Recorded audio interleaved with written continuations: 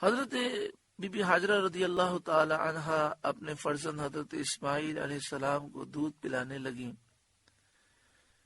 جب وہ پانی ختم ہو گیا اور پیاس کی شدت ہوئی، اور پیاس کی شدت کے باعث حضرت اسماعیل علیہ السلام کا حلق شریف بھی پیاس سے خشک ہو گیا، تو آپ پانی کی تلاش میں یا آبادی کی تلاش میں صفا و مروہ کے درمیان دوڑیں۔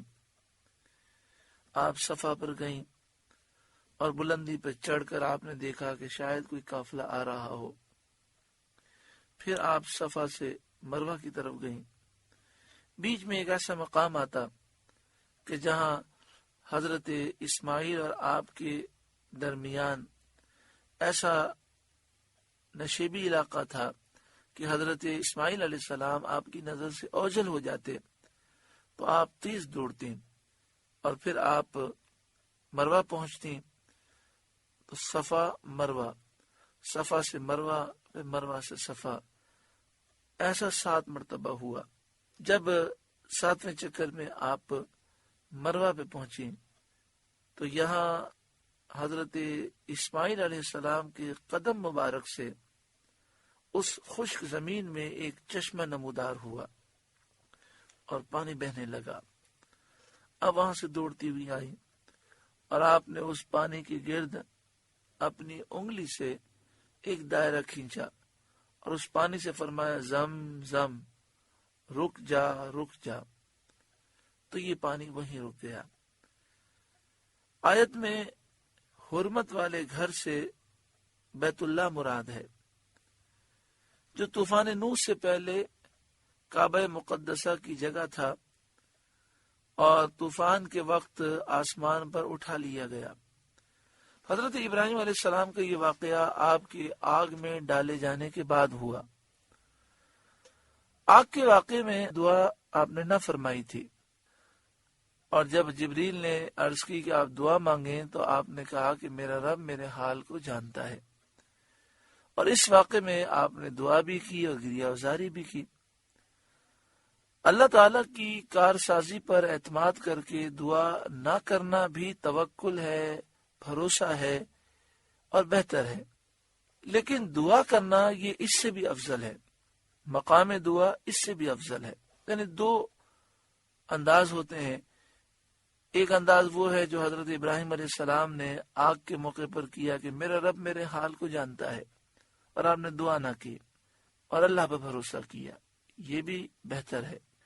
اور ایک یہ کہ یہاں پر آپ دعا کر رہے ہیں کہ مالک میں اپنی اولاد یہاں چھوڑ کے جا رہا ہوں، تو ان کی حفاظت فرما، انہیں روزی عطا فرما، تو یہ مقام دعا ہے۔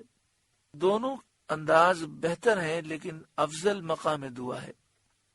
حضرت ابراہیم علیہ السلام کا اس آخر واقعے میں دعا فرمانا اس لیے ہے کہ آپ مدارج کمال میں دم بدم ترقی پر ہیں، تو دعا مانگنا یہ درجے کی بلندی کی طرف اشارہ کرتا ہے۔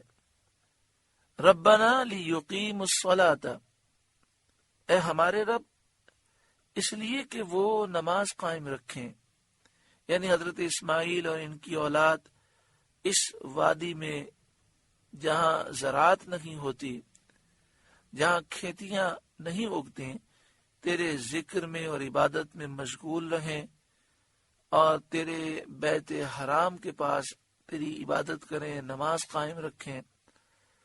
فَاجْعَلْ أَفْئِدَةً مِّنَ النَّاسِ تَهْوِي إِلَيْهِمْ، تو لوگوں کے کچھ دل ان کی طرف مائل کر دے، دور دراز سے اور اطراف کے شہروں سے لوگ یہاں آئیں اور ان کے دل اس پاک گھر کے شوق زیارت میں کھنچے آئیں۔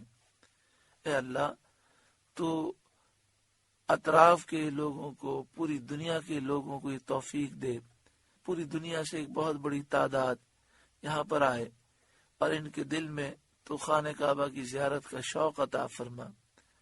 اس میں ایمانداروں کے لیے یہ دعا ہے کہ انہیں بیت اللہ کا حج میسر آئے، اور اپنی یہاں رہنے والی اولاد کے لیے یہ کہ وہ زیارت کے لیے آنے والوں سے فائدہ اٹھاتے رہیں۔ غرض یہ دعا دینی اور دنیاوی برکات پر مشتمل ہے۔ حضرت ابراہیم علیہ السلام کی دعا قبول ہوئی اور قبیلہ جرہم نے اس طرف سے گزرتے ہوئے ایک پرندہ دیکھا تو انہیں تعجب ہوا کہ اس ریگستانی علاقے میں، ویران اور بیابان میں پرندہ کیسا؟ شاید کہیں چشمہ نمودار ہوا ہو۔ انہوں نے تلاش کی، جستجو کی تو دیکھا زمزم شریف میں پانی ہے۔ یہ دیکھ کر ان لوگوں نے حضرت بی بی ہاجرہ سے وہاں رہنے کی اجازت چاہی۔ وہ لوگ وہاں بسے اور حضرت اسماعیل علیہ السلام جوان ہوئے تو ان لوگوں نے آپ کے تقوی کو، آپ کی طہارت کو دیکھ کر اپنے خاندان میں آپ کی شادی کر دی۔ حضرت بی بی ہاجرہ کا وہیں وصال ہوا۔ اس طرح حضرت ابراہیم علیہ السلام کی یہ دعا پوری ہوئی اور آپ نے یہ دعا کی، وَارْزُقْهُم مِّنَ الثَّمَرَاتِ، اور انہیں کچھ پھل کھانے کو دے، لَعَلَّهُمْ يَشْكُرُونَ، شاید وہ احسان مانے۔ یہ اسی دعا کا نتیجہ ہے کہ موسم چاہے بہار کا ہو، خزاں کا ہو، سردی کا ہو، گرمی کا ہو، ہر وقت وہاں پر پھل موجود ہوتے ہیں مکہ مکرمہ میں، اور ہر موسم کے پھل موجود ہوتے ہیں۔ سردی کے پھل الگ ہوتے ہیں، گرمی کے الگ ہوتے ہیں، بہار کے الگ ہوتے ہیں، خزاں میں پیداوار الگ ہوتی ہے، لیکن مکہ مکرمہ میں اور مدینہ منورہ میں آپ دیکھیں کہ ہر وقت پورے سال چاروں موسموں کے پھل موجود ہوتے ہیں۔ تو مکہ مکرمہ میں تو حضرت ابراہیم علیہ السلام کی دعا کا صدقہ ہے، اور مدینہ منورہ میں نبی اکرم صلی اللہ علیہ وآلہ وسلم کی دعا ہے کہ آپ نے دعا کی کہ اے اللہ، ابراہیم علیہ السلام نے مکہ مکرمہ کو حرم بنایا، میں مدینے کو حرم بناتا ہوں، اے اللہ مکے سے دگنی برکتیں مدینہ شریف میں عطا فرما۔ ربنا، اے ہمارے رب، انک تعلم ما نخفی وما نعلن، تو جانتا ہے جو ہم چھپاتے ہیں اور جو ظاہر کرتے ہیں، وما یخفی علی اللہ من شیء فی الارض ولا فی السماء، اور اللہ پر کچھ چھپا نہیں زمین میں اور نہ آسمان میں۔ حضرت ابراہیم علیہ السلام نے پھر ایک اور فرزند، ایک اور بیٹے کے حصول کے لیے دعا کی تو اللہ تعالیٰ نے حضرت اسحاق علیہ السلام عطا فرمائے، تو پھر آپ نے اس کا شکر ادا کیا۔ الحمدللہ الذی وہب لی علی الکبر اسماعیل و اسحاق، سب خوبیاں اللہ کو جس نے مجھے بڑھاپے میں اسماعیل اور اسحاق دیے۔ ان ربی لسمیع الدعاء، بے شک میرا رب دعا سننے والا ہے۔ رب اجعلنی مقیم الصلاۃ ومن ذریتی، اے میرے رب مجھے نماز کا قائم کرنے والا رکھ اور کچھ میری اولاد کو۔ اب سوال پیدا ہوتا ہے کہ حضرت ابراہیم علیہ السلام نے قیامت تک آنے والی آپ کی ساری اولاد کے لیے دعا کیوں نہ فرمائی؟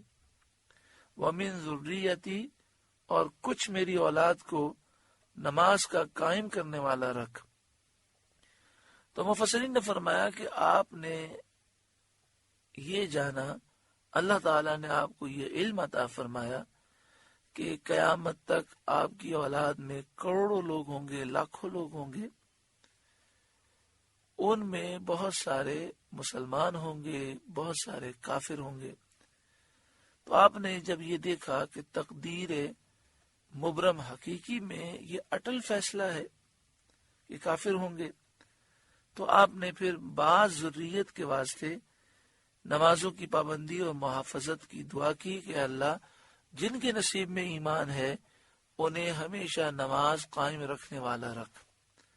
ربنا، اے ہمارے رب، وتقبل دعا، اور ہماری دعا سن لے، ہماری دعا قبول فرما۔ ربنا اغفر لی ولوالدی، اے ہمارے رب مجھے بخش دے اور میرے ماں باپ کو بخش دے۔ وللمؤمنین یوم یقوم الحساب، اور سب مومنوں کو بخش دے جس دن حساب قائم ہوگا۔ سورہ ابراہیم کا 6واں رکوع مکمل ہوا۔ اللہ تعالیٰ یہ دعائیں ہمارے حق میں قبول فرمائے، اللہ تعالیٰ ہماری بخشش فرمائے، ہمارے والدین کی بخشش فرمائے اور تمام مسلمانوں کی بخشش و مغفرت فرمائے، آمین بجاہ سید المرسلین صلی اللہ علیہ وآلہ وسلم۔ آپ سے گزارش ہے کہ قرآن کے اس پیغام کو آگے پہنچا کر ثواب جاریہ حاصل کریں۔